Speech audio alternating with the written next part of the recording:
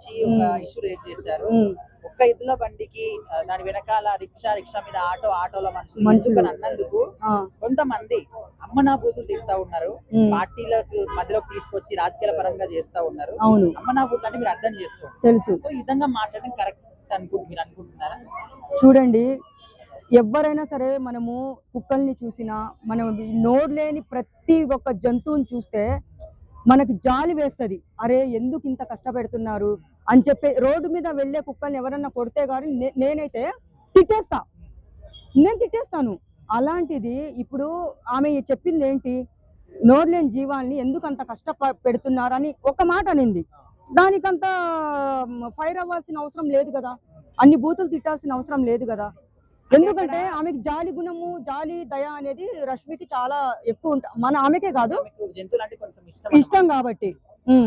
అంటే అక్కడ కూడా ఆమె క్లియర్ గా చెప్తుంది, ఏ పార్టీని కూడా ఇందులో మెన్షన్ అంటే జస్ట్ ఆమె జంతువు గురించే మాట్లాడింది. సో వీళ్ళే పార్టీని మధ్యలోకి తీసుకొచ్చుకొని వాళ్ళే అనుకుంటున్నారు అన్నమాట. ఏదైనా కావచ్చు, ఆమె గురించి, ఆమె ఇష్యూ గురించి మాట్లాడకుండా అక్కడి చెల్లిని అమ్మని ఇంత గలీజ్ మాటలు మాట్లాడడం ఎంతవరకు కరెక్ట్? అది కరెక్ట్ కాదయ్యా, నేను కూడా ఒప్పుకోను. ఎందుకంటే ఇప్పుడు మనము ఆమె మాట్లాడింది జంతువుల గురించి మాట్లాడినప్పుడు పార్టీ దానికి దీనికి సంబంధమే లేదు. ఎలా మాట్లాడతారు అలాగా?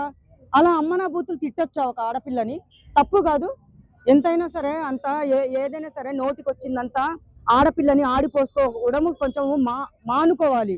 ఎవరైనా సరే ఈ ప్రపంచంలో జంతు ప్రేమికులు ప్రపంచం మొత్తం ఉంది, ప్రతి ఒక్కరికి తెలుసు.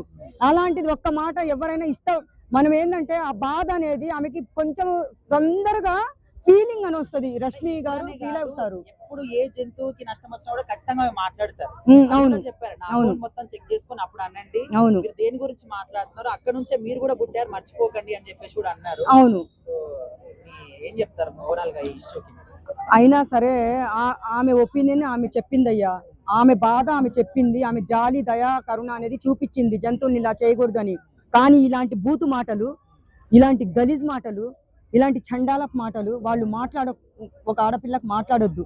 అందుకే నేను ప్రతిసారి ఇట్లా చేస్తుంటే పార్టీ, నేను ఏం చెప్పాలి, నేను కూడా అభిమానం కాబట్టి నేను తీసుకొని వస్తున్నారు. అది మాత్రము పార్టీలోకి తీసుకొని వచ్చేది అది మాత్రం కరెక్ట్ కాదు. ఏదైనా సరే మీరు ఏదైనా మాట్లాడాలనుకుంటే మీరు కూడా మామూలుగా మాట్లాడండి, కానీ పార్టీలోకి తీసుకురావడము, ఇలాంటి అంత గలీజ్గా మాట్లాడడము, ఇవన్నీ ఒక ఆడపిల్లకి ఇట్లా మాట్లాడడము అది చాలా వరకు తప్పు, దారుణం కూడా. ఆడపిల్లని దేవతలా చూడండి అయ్యా. వాళ్ళు జాలి పడిన దాంట్లో తప్పేముంది చెప్పండి?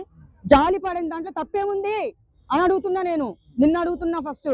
అది తప్పు లేదు కదా.